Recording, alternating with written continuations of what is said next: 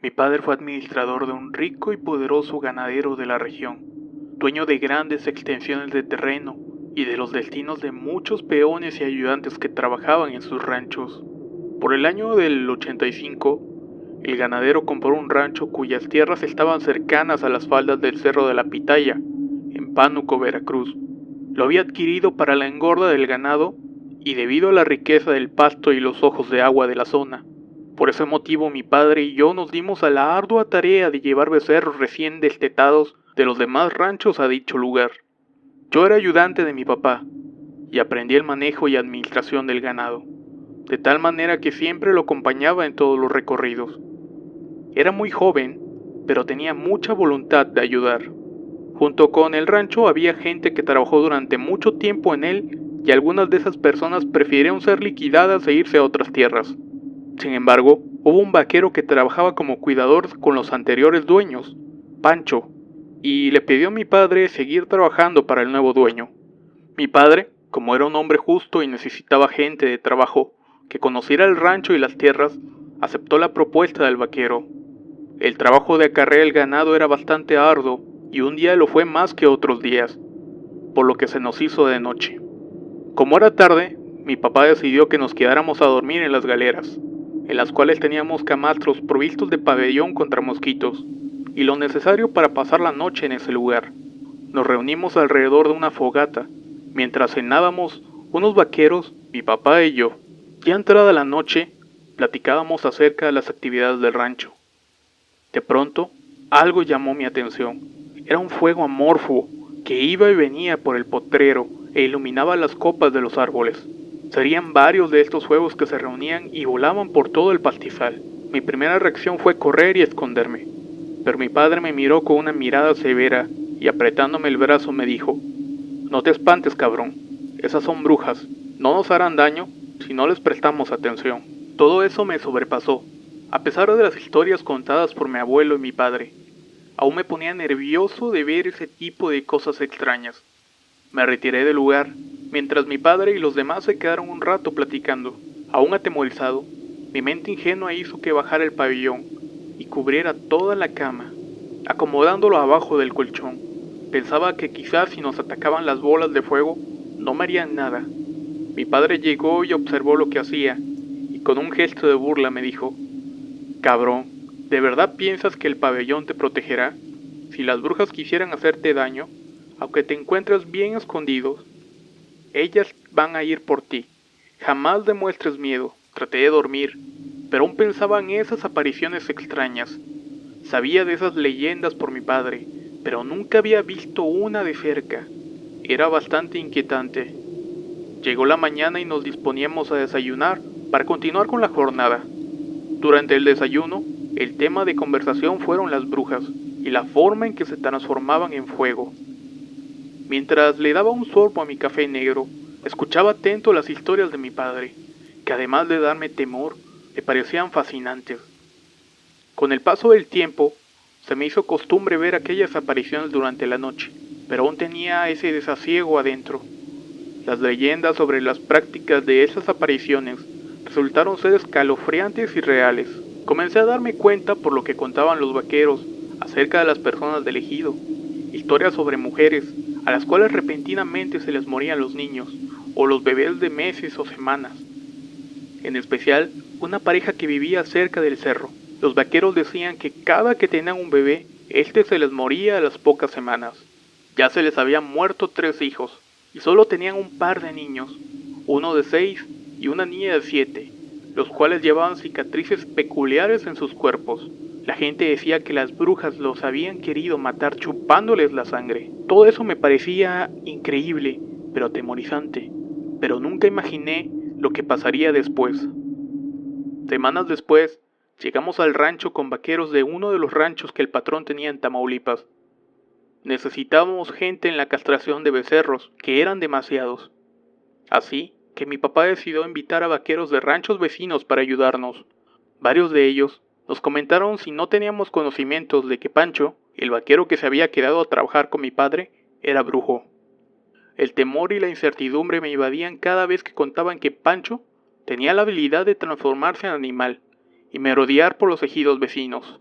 todas esas historias contadas, por los que ellos nos dejaban con una duda y una sensación de escalofrío, no solo a mí, también a los que venían de Aldama. A mi padre no le movían esas cosas. Era un hombre bastante bragado y de un carácter especial, que lo mantenía siempre firme ante cualquier situación. Cierto día, los vaqueros vecinos no llegaron a la jornada. Se nos hizo extraño, ya que se les pagaba y se les daba las criadillas de los becerros para que se las comieran. Continuábamos con el trabajo, y durante la mañana llegaron unos hombres al rancho. Eran ejidatarios y el comisariado del pueblo, que estaban en los límites de los terrenos. Uno de ellos, con el rostro inexpresivo y serio, pidió hablar con el encargado. Mi padre, al escuchar, se paró frente a aquellos hombres y preguntó el motivo de la visita. Lo que siguió a continuación fue bastante extraño. Buenos días, patrón. Pues mire, venimos a solicitar su ayuda o de plano que corra el vaquero Pancho, dijo el comisario del pueblo con mucha seriedad. Ah, caray, ¿por qué motivo?, preguntó extrañado mi padre. Mire, seré franco.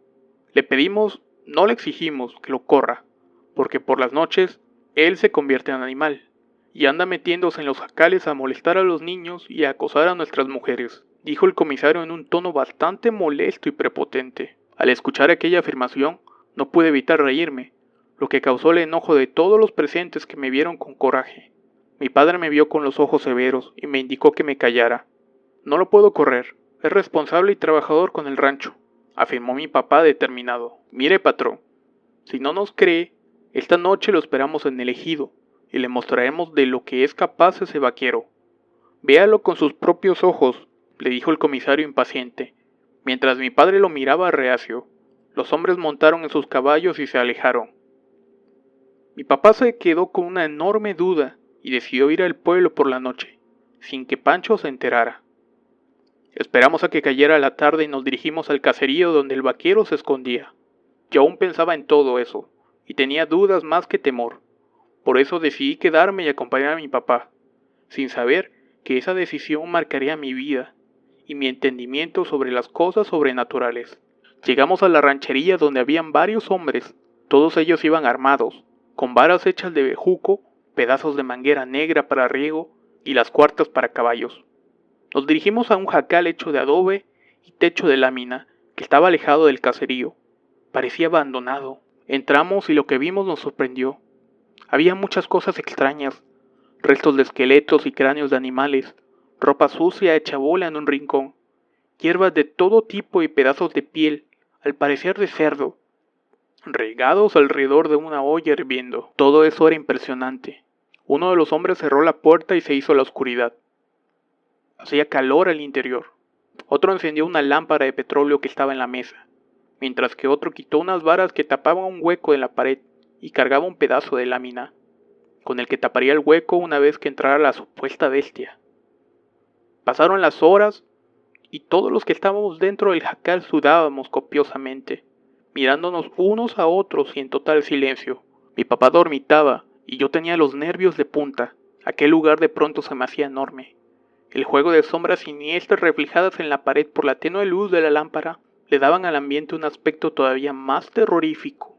El silencio era incómodo y el calor lo era aún más. De pronto, los nervios de todos nos pusieron en alerta al escuchar el tronido de ramas en el exterior. Algo se acercaba al jacal. Todos tomaron posiciones y el hombre de la lámina se acomodó encima del agujero de la pared para tapar cuando entrara lo que fuera por ese hoyo.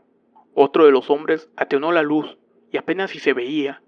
Mis ojos se acostumbraron a la oscuridad y cuando volteo a ver a mi papá, algo entra por el agujero y el hombre de la lámina la deja caer poniendo sus pies encima de ella. Lo siguiente fueron golpes frenéticos e insultos a algo que estaba en medio del cuarto.